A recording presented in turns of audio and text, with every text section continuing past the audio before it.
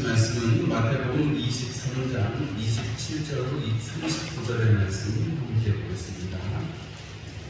마태복음 23장 27절에서 39절의 말씀, 신약경 성경 40페이지 마태복음 23장 27절로 39절의 말씀을 함께 보겠습니다. 화 있을진저 외식하는 서기관들과 바리새인들이여, 배칠한 무덤 같으니 겉으로는 아름답게 보이나 그 안에는 죽은 사람의 뼈와 모든 더러운 것이 가득하도다. 이와 같이 너희도 겉으로는 사람에게 옳게 보이되 안으로는 외식과 불법이 가득하도다. 화 있을진저 외식하는 서기관들과 바리새인들이여, 너희는 선지자들의 무덤을 만들고 의인들의 비석을 꾸미며 이르되, 만일 우리가 조상 때에 있었더라면 우리는 그들이 선지자의 피를 흘리는데 참여하지 아니하였으리라 하니, 그러면 너희가 선지자를 죽인 자의 자손임을 스스로 증명함이로다. 너희가 너희 조상의 분량을 채우라.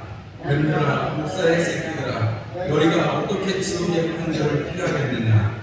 그러므로 내가 너희에게 선지자들과 지혜 있는 자들과 서기관들을 보내매, 너희가 그 중에서 더러는 죽이거나 십자가에 못 박고 그 중에서 더러는 너희 회당에서 채찍질하고 이 동네에서 저 동네로 따라다니며 박해하리라. 그러므로 의인 아벨의 피로부터 성전과 제단 사이에서 너희가 죽인 바라게의 아들 사가랴의 피까지 땅 위에서 흘린 의로운 피가 다 너희에게 돌아가리라. 내가 진실로 너희에게 이르노니 이것이 다 이 세대에 돌아가리라. 예루살렘아 예루살렘아, 선지자들을 죽이고 내게 파송된 자들을 물로 치는 자여, 암탉이 그 새끼를 날개 아래에 모음같이 내가 내 자녀를 모으려 한 일이 몇 번이더냐. 그러나 너희가 원하지 아니하였도다. 보라, 너희 집이 황폐하여 버려진 바 되리라. 내가 너희에게 이르노니 이제부터 너희는 찬송한 결과 주의 이름으로 오시는 이여 할 때까지 나를 보지 못하리라 하시니라. 아멘.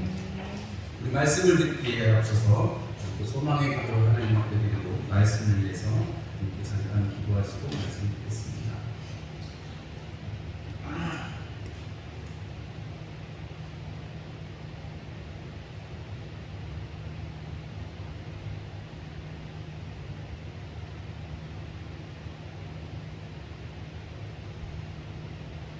네, 우리 옆에 있는 분들과 인사 나누시겠습니다. 예배 잘하셨습니다. 축복합니다.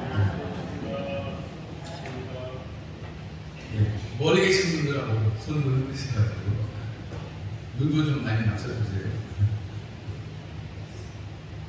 할렐루야. 네. 장마 기간도 되고 이렇게 복순에도 건강한 얼굴 보게 되어서 감사합니다.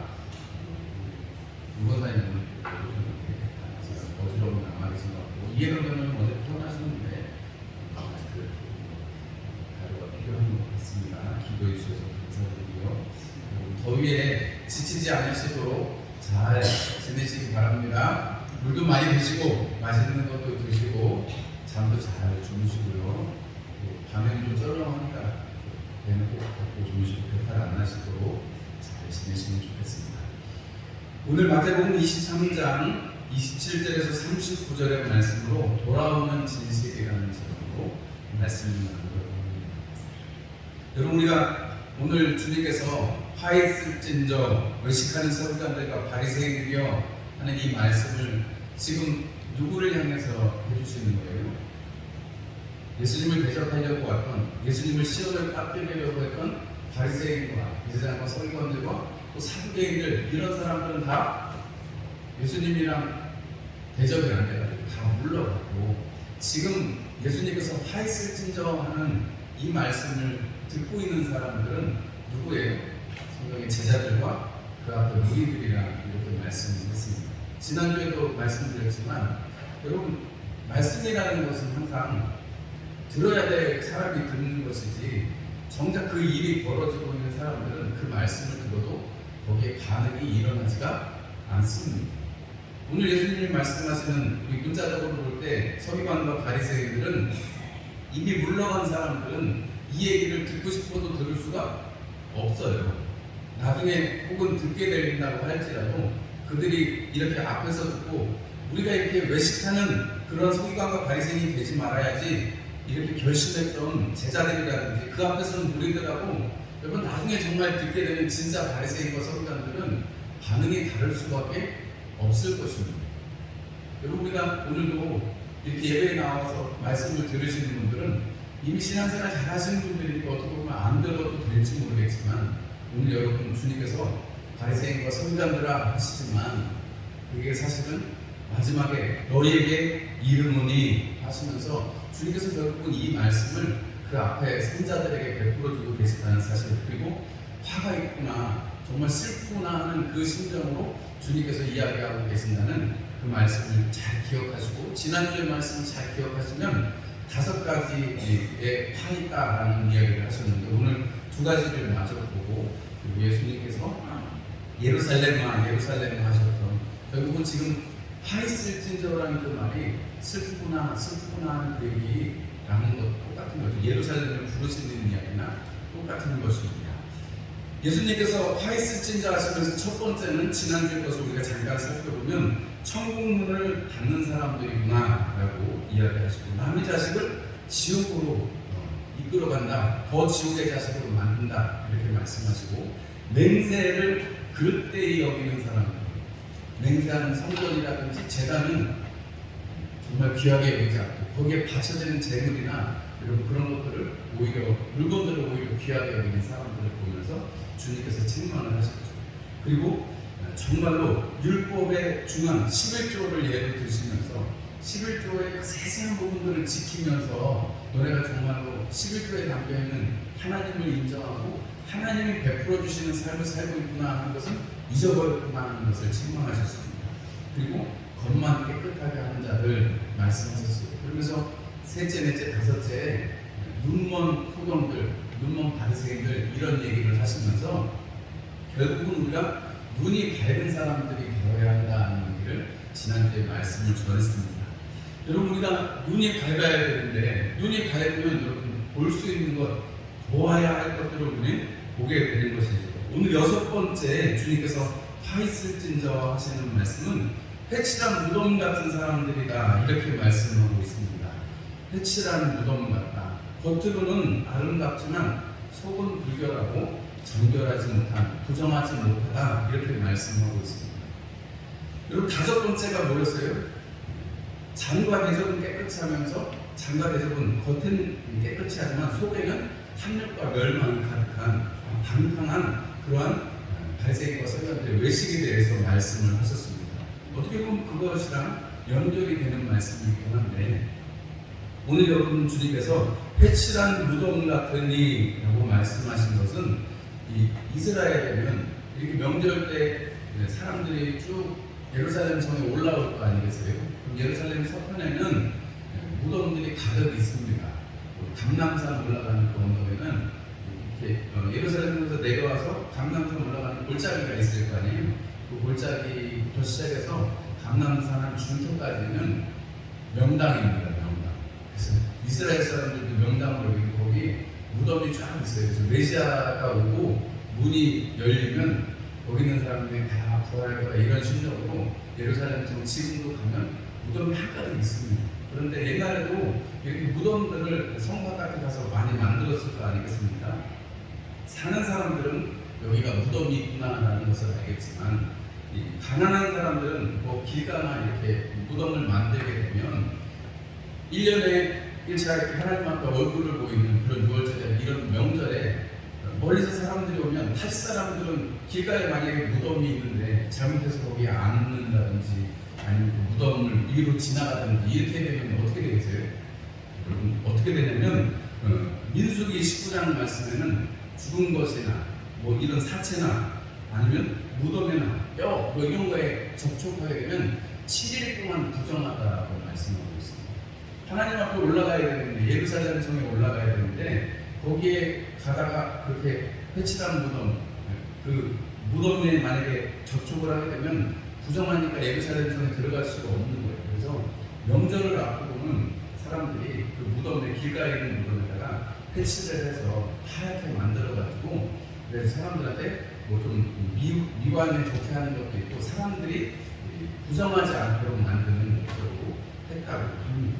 그래서 이 겉으로는 회칠해서 하얗고 보기 좋을지 몰라도 사실 속에는 죽음이 있는 것이고, 그리고 그 다음에 말씀하시는 겉으로 좋아 보이는 것도 아름답게 보이는 것도 이것은 또 다른 의미에서 주님께서 말씀하신 것이고, 부자들은 무덤을 예쁘게 꾸몄다는 거예요.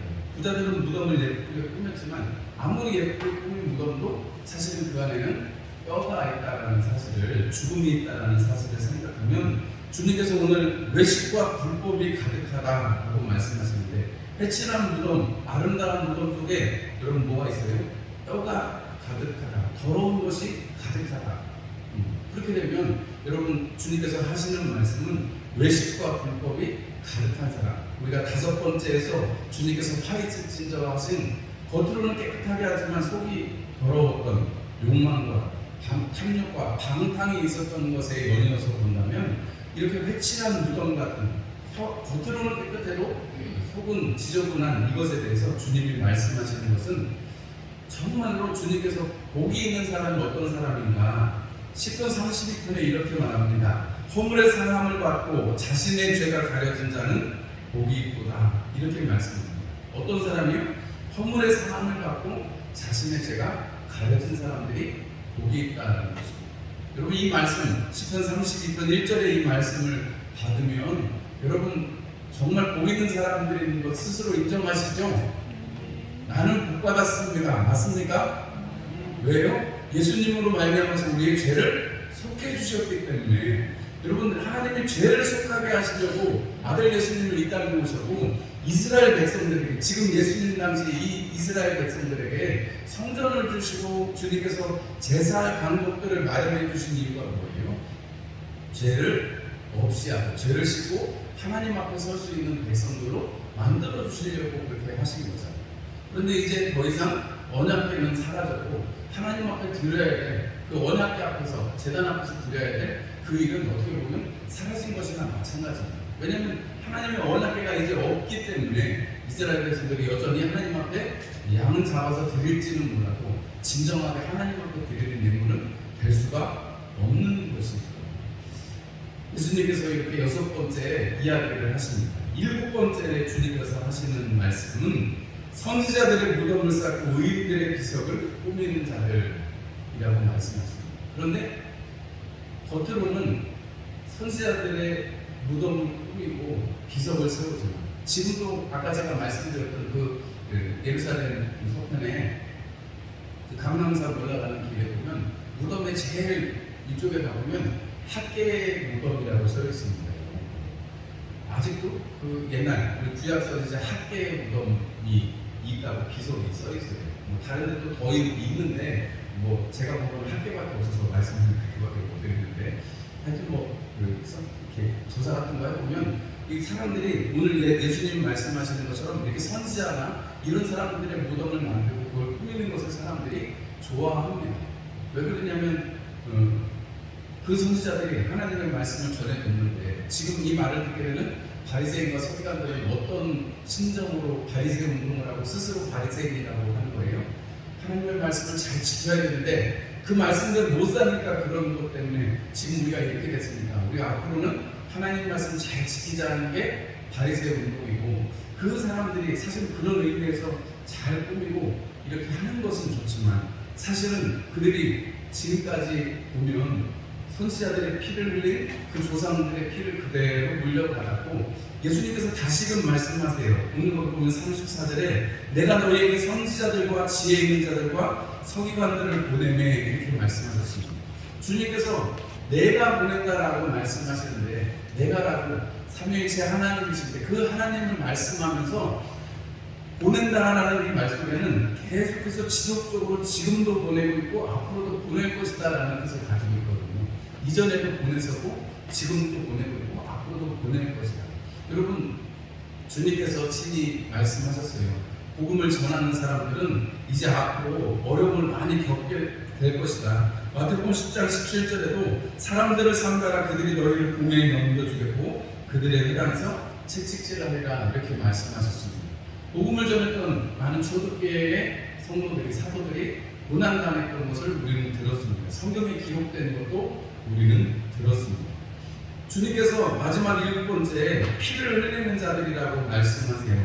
이것을 이야기하시는 이유는 지금 아까도 처음에 말씀드렸습니다만 이 말을 듣는 사람들은 실제 이 이야기를 들어야 될 사람들이 아니라 지금 제자들과 그 함께 있는 무리들에게 이 말씀을 하신다는 것을 생각하면 여러분 무제한 피를 흘리는 자들 아벨부터 그리고 사라야까지 최초로 하나님 앞에 예배드린 것 때문에 피살을 당했던 아벨뿐만이 아니라 역대하 24장에 우상 숭배한다고 여러분 우상 숭배하면 안 됩니다. 이거 죄악입니다 했다가 돌마다 죽은 사람이 이 사라야인데 이렇게 하나님께서 보낸 사람들 얼마나 많은 사람들을 보내고 얼마나 많은 사람들을 하나님께서 보내셨어요. 예수님께서 친히 비유에서도 말씀하셨죠.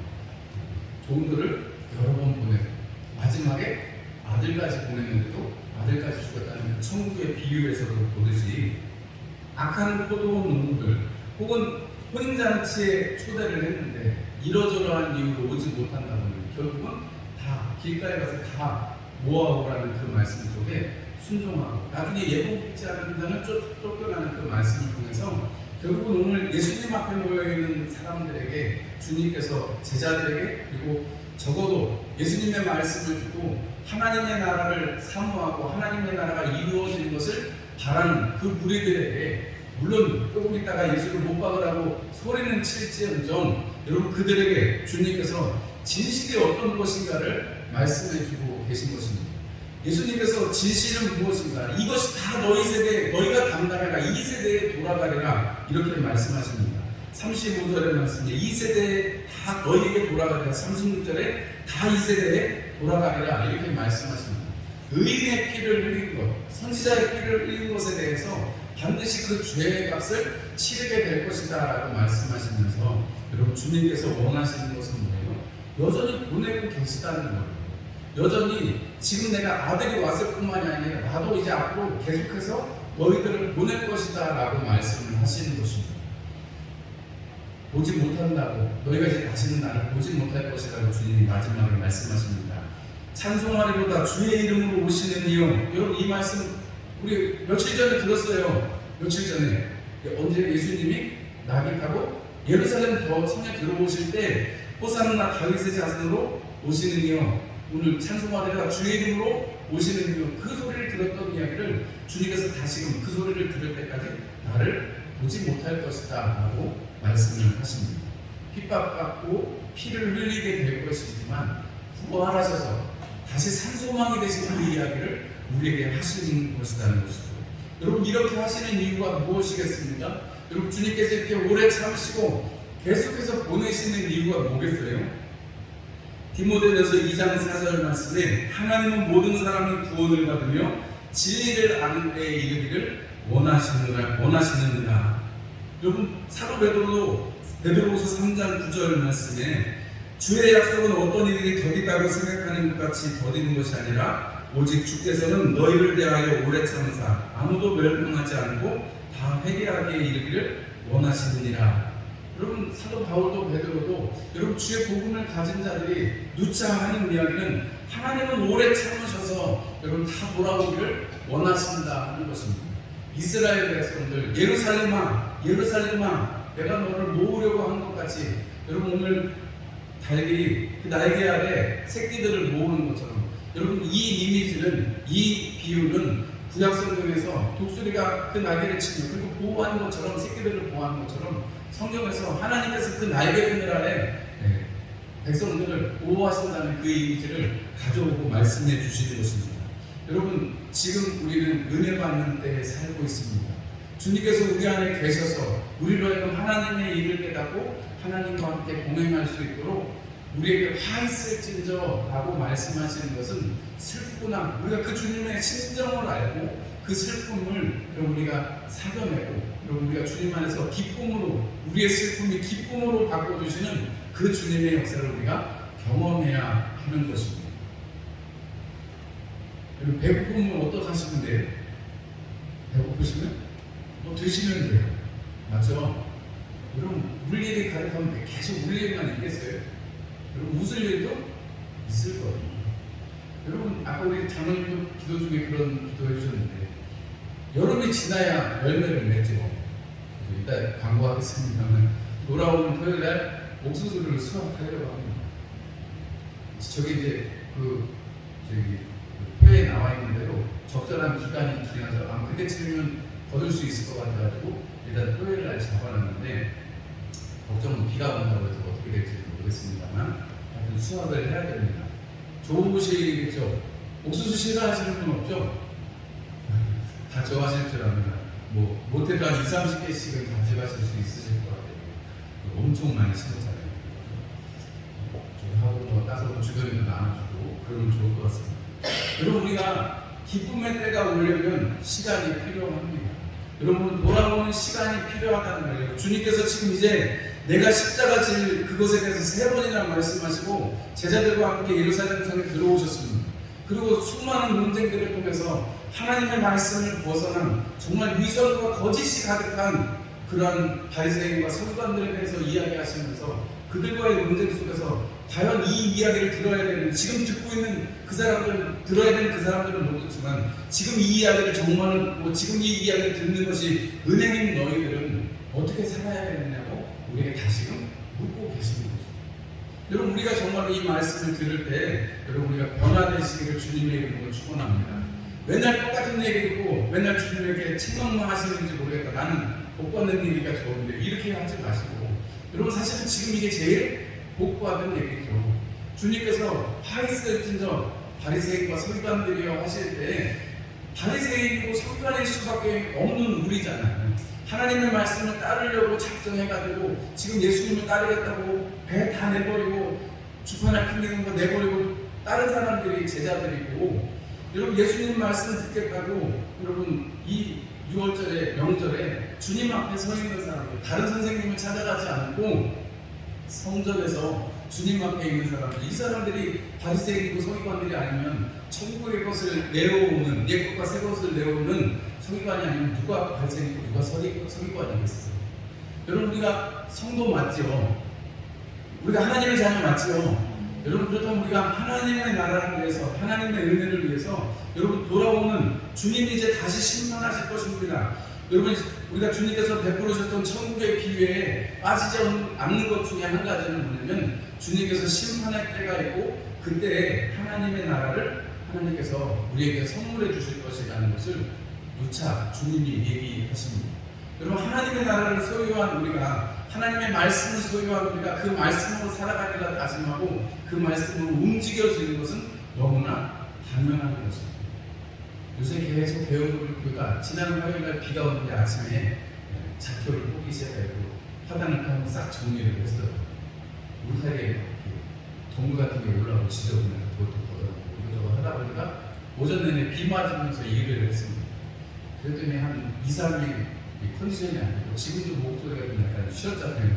왜냐면 화요일날 그래서 그만큼 몸이 좀 허해졌나 운동을 해야 되는데 안 하니까 이게 맨날 말만 이렇게 근데 저도 사실 말만 이러지 운동을 해야 됩니다. 여러분 좋은 거 잘 드시고 건강하세요 이렇게 말을 하지만 사실은 저도 이렇게 위선적으로 말만 하지 실제로 그렇게 살지를 않는 거예요.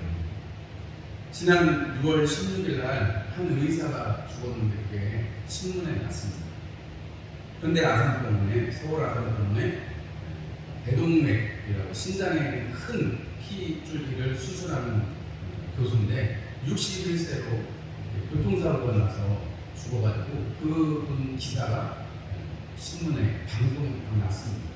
우리나라에 아주 막 대체 불가능한 그리고 맨날 24시간 대기하면서 급한 응급 환자들이 그 심장에 연결된 큰 그 피줄이 터지면 피도 엄청 많이 나고 그냥 터지는 순간 그냥 죽음이라고 보면 될 정도로 수술하다가 까딱 잘못하면 그냥 다 죽는 병이 이 대동맥 관련한 질환인데 그 보통 전 세계적으로 그거를 수술하면 성공하는 확률이 한 85% 정도 된대요. 성공 확률이. 그런데 이 교수님은 이런저런 연구를 많이 하고 수많은 집도를 하면서 98%까지 성공률을 올릴 정도로 열심히 연구하고 수술하고 그리고 그 사고를 당하던 날도 수술하고 집에 가서 잠깐 쉬고 잠깐 2-3시간 자고 새벽같이 자전거 타고 병원에서 집까지 자전거 10분밖에 안 걸린다는데 늘 그렇게 대기 상태로 살아야 되니까 10분 거리에 살았다는 거예요. 근데 이제 그 새벽같이 출근하다가 자전거 타고 이렇게 오다가 우회전하는 덤프트럭에 치여가지고 세상을 떴습니다. 근데 이분이 그렇게 24시간 그런 의사들은 많으니까요. 그런데 그렇게 기사화되고 그렇게 했던 이유는 그가 참으로 그렇게 열심히 하고 모든 사람들이 그 사람이 이렇게 세상을 운명했다는 이야기에 많은 사람들이 찾아와서 슬픔을 이야기하고 은혜 받은 이야기를 했다는 거죠. 그래서 그때도 설교 중에 한번 말씀을 드릴까 싶기도 했는데, 왜냐하면 그분이 교회 다니시는 집사님이시기도 했고 그때 말씀을 드릴까 했는데 그때는 그냥 이렇게 설교랑 같지 않고 지나갔어요. 근데 이제 지지난 주간이죠 사실은. 뉴스에 또 한 번 났습니다. 그 아들이 아버지의 그 연구실을 정리하러 갔다가 그거에 대해서 이제 다른 의사 선생님한테 아버지 친구 뻘 되는 사람 편지를 쓴 게 기사가 돼가지고 그 이제 분이 편지를 받고 그걸 이제 자기가 알려가지고 다시 기사가 한 번 더 났습니다. 그러면서 오늘은 이 얘기를 꼭 해야 되겠다 싶은 것은 여러분들이 들으시고 은혜가 되시라는 것도 있지만 저도 저 스스로에게 얘기하는 것이기 때문에도 말씀을 그래서 드리는 것입니다.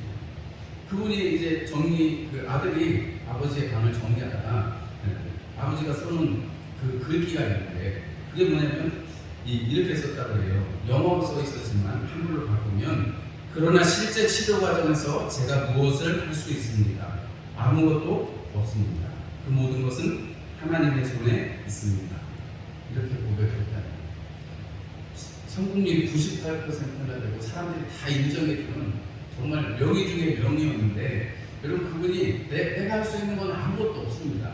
하나님의 손에 이 모든 것이 달려있습니다.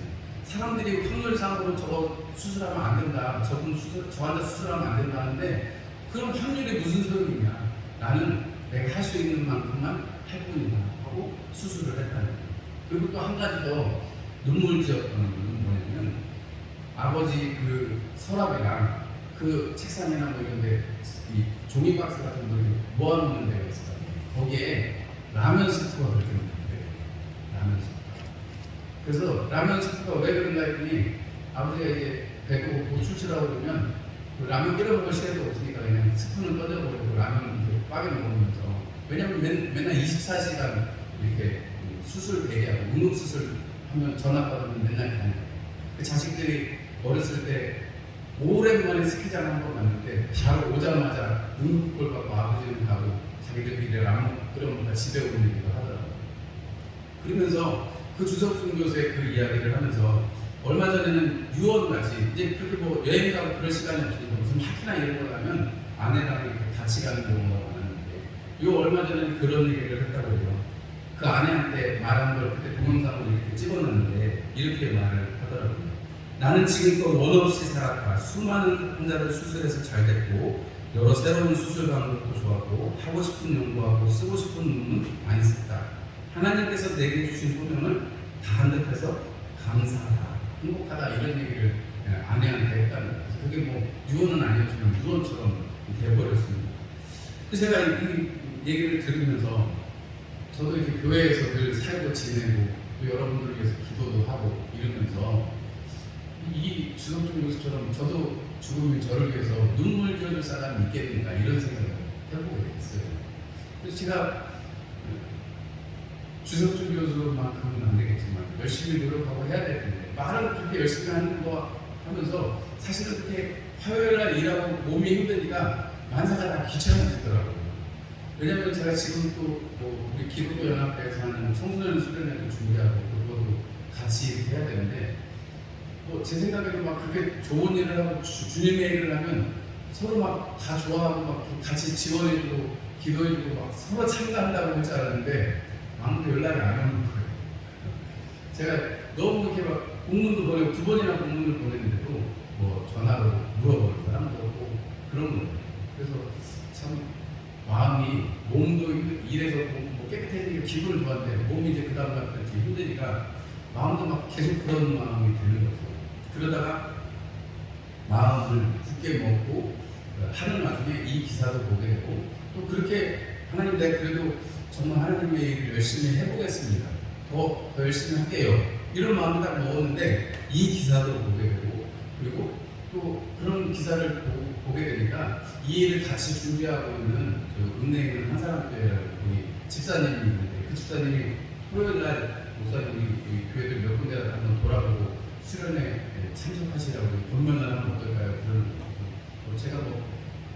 제가 먼저 얘기를 했어야 되는데 오히려 집사님이 먼저 그분이 계속 청소년들 관심 가지고 이렇게 같이 해주셨던 분인데, 그래서 토요일날 어제 또 갔다 왔어요. 그리고 그런 와중에 또 여러 군데 두세 군데 참석하겠다고 하시는 분들도 있고 하니까 제가 위로가 많이 되는 거예요.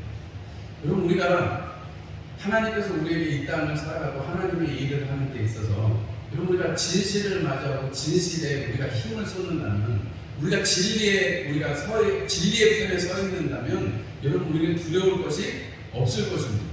여러분, 복음을 가지고 이 땅까지 와서 이 땅의 복음으로 이렇게 꽃을 피우고 열매를 많이 맺은 이 대한민국이, 여러분 그 은혜를 누리고 있는 우리가, 여러분 주님께서 말씀하시는 진실, 화 있을진저 서기관과 바리새인이여 하실 때, 여러분 우리가 정말 우리 안에 있는 것이 어떤 것인지, 우리 안에 성령님께서 계셔서 우리로 하나님의 나라를 소망하고 하나님을 섬기고 교회를 섬기고 또 기도하면서 하나님의 일을 이루어 나가는 것이 우리에게 얼마나 중요하고 또 하나님께서 이루고자 하시는 것인지를 여러분 우리가 깊이 깨달으시고, 여러분 이 한 주간에도 그리고 남은 날 동안에도 우리가 주님의 뜻을 이루어 가시는 저와 여러분들 되시기를 주님의 이름으로 축원합니다.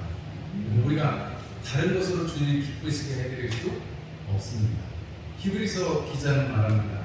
하나님이 반드시 계신 것과 그가 우리에게 상 주시는 이심을 믿어야 한다 라고 말씀합니다. 우리가 서기관이 되고 우리가 바리새인이 되어서 열심을 품고 살아가는 우리 성도들 되시기를 주님의 이름으로 축복합니다. 우리 함께 찬송 드리겠습니다. 찬송 204장 찬송 드리겠습니다.